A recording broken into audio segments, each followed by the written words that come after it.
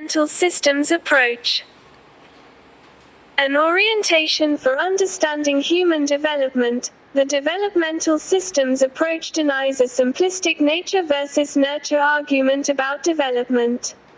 It suggests, instead, that development derives from ongoing, dynamic, reciprocal interactions between an individual and their many nested contexts. The child is cast not as a passive recipient of input from genetics, parents, context, or the environment, but rather, as an active co-author of their own development. Key tenets of the approach. Multidimensionality. Development is a product of biological, psychological, social, and cultural influences. Bidirectionality. Influences are not one way. A child's behavior shapes their context just as their context shapes them. Integration of levels, genes, neural activity, behavior, and context are all fused into one engaged system. Relational development. Key processes in development emerge from relationships and engagement between the individual and context. Key scholars, Bronfenbrenner and Gottlieb. Two key scholars contribute to this approach.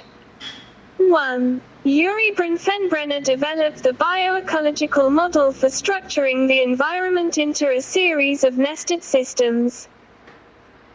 Microsystem, the immediate environment, example family, school, peers.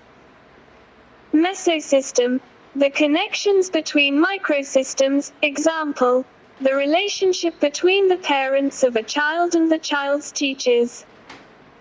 Exosystem, external settings that indirectly influence the child, example, a parent's work site, local government. Macrosystem, the broad cultural context, example, values, laws, customs present in society. Chronosystem, the element of time, which includes historical events and personal transitions during one's lifespan. Bronfenbrenner's model indicates that development is driven by proximal processes, the consistent, increasingly complex interactions between an active individual and their environments. 2. Gilbert Gottlieb took an ecological systems approach focused a little more on the biological aspect of the model as described by Bronfenbrenner. He believed that development is probabilistic, because interactions simply make some things more probable or less probable, rather than predetermined. Epigenesis means that throughout the process of development, new structures and functions develop due to the indirect and direct ongoing two-way influence among genes, neural activity, behavior, and the environment. As an example, a genetic predisposition to music may cause a child to seek out musical instruction. In this case, their brain development would be altered, their musical ability refined, creating a feedback loop. The need for an interdisciplinary framework.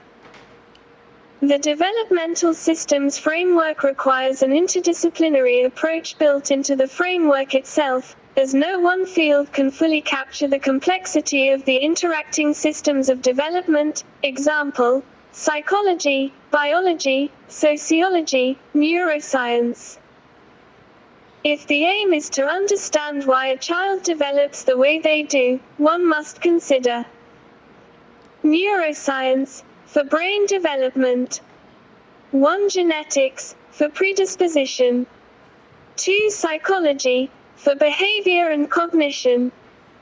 3. Sociology and anthropology, for cultural and societal influences. 4. Education, for the learning environment. A full understanding of the developmental process can only be accomplished using knowledge from these disciplines. By way of example, let's consider the child's reading ability. Individual, genetic level, The child may have a hereditary risk for dyslexia. Biology.